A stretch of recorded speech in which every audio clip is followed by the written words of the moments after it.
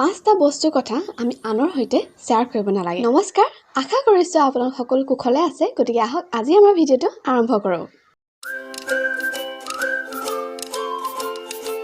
আমি প্ৰত্যেকজন ব্যক্তিয়ে কিছুমান কথা আমি আমাৰ আপোনজনৰ সৈতে বা আমাৰ ফ্ৰেণ্ডছৰ সৈতে শ্বেয়াৰ কৰোঁ।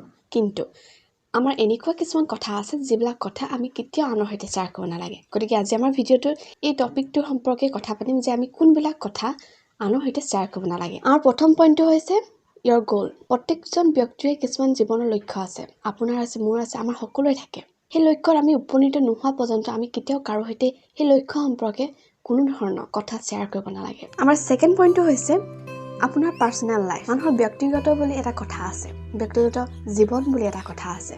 গতিকে আপোনাৰ ব্যক্তিগত জীৱনত যিয়ে ইছ্যু নহওক, যেনেকুৱা ধৰণৰ জীৱন আপোনাৰ ব্যক্তিগতভাৱে আপোনাৰ চলি আছে, আপুনি সেই ব্যক্তিগত জীৱনটো সম্পৰ্কে কাৰো সৈতে একান্তভাৱে সম্পূৰ্ণকৈ কেতিয়াও প্ৰকাশ নকৰিব। তাৰ পিছৰ পইণ্টটো হৈছে মষ্ট ইম্পৰ্টেণ্ট, ফেমিলি ইছ্যু। প্ৰত্যেকটো পৰিয়ালতে কিছুমান ইছ্যু থাকে, কিছুমান প্ৰব্লেম থাকে, কিছুমান ঘটনা ঘটি থাকে, যিবিলাক ঘটনা সম্পৰ্কে আমি আমাৰ পৰিয়ালৰ সদস্য হিচাপে আমি জানো। গতিকে নিজৰ ঘৰখনৰ বিষয়ে আপুনি কেতিয়াও আনৰ সৈতে আপোনাৰ ঘৰখনত এইটো প্ৰব্লেম হৈছে বা এনেকুৱা ধৰণৰ ইছ্যু চলি আছে কেতিয়াও শ্বেয়াৰ নকৰিব। কাৰণ আপোনাৰ প্ৰব্লেম হয় আপোনাৰ ঘৰখনৰ হয়। গতিকে সেই ঘৰখনৰ যিটো প্ৰব্লেম আপোনালোকে ফেচ কৰি আছে সদস্যসকলে, আপোনালোকে নিজে অকলে তাক ছল্ভ কৰিব পাৰিব আপোনালোকৰ নিজৰ সদস্যসকলৰ মাজত। একেবাৰে লাষ্ট আৰু মষ্ট ইম্পৰ্টেণ্ট কথাটো হৈছে উইকনেছ। আমাৰ সকলোৰে কিছুমান উইকনেছ আছে, দুৰ্বলতা আছে। সেই দুৰ্বলতা সম্পৰ্কে আপুনি আপোনাৰ আপোনজনৰ বাহিৰে আনৰ সৈতে শ্বেয়াৰ নকৰিব। এতিয়া হয়তো বহুতৰে প্ৰশ্ন হ'ব যে আমি এইবিলাক কথা কিয় আনৰ সৈতে শ্বেয়াৰ কৰিব নালাগে। আমি সকলোৱে জানো যেতিয়া আমি কথাবিলাক শ্বেয়াৰ কৰোঁ তেতিয়া আমাৰ মনটো কি হয়, মুকলি হয়, মনটো ভাল লাগে।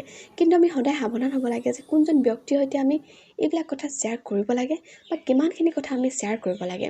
কাৰণ আজি যিবিলাক কথা কৈ আপুনি মনটো ভাল লগাইছে, সেই একেখিনি কথা যাতে আপোনাক এদিন বিপদত নেপেলায়, আপোনাক সেইজন ব্যক্তিয়ে ইটিকিং নকৰে, আপোনাক নেহাঁহে।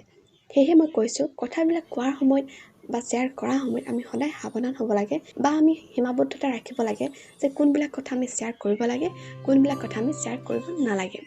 আশা কৰিলোঁ আপোনালোকে ভিডিঅ'টো শুনি ভাল পালে। আৰু যদি আপোনালোক নতুন ভিউৱাৰ হয় তেন্তে প্লিজ মোৰ চেনেলটো ছাবস্ক্ৰাইব কৰিব নাপাহৰিব। আৰু যদি ভাল লাগিছে আপোনাৰ বন্ধুবৰ্গলৈ শ্বেয়াৰ কৰিব নাপাহৰিব। ধন্যবাদ।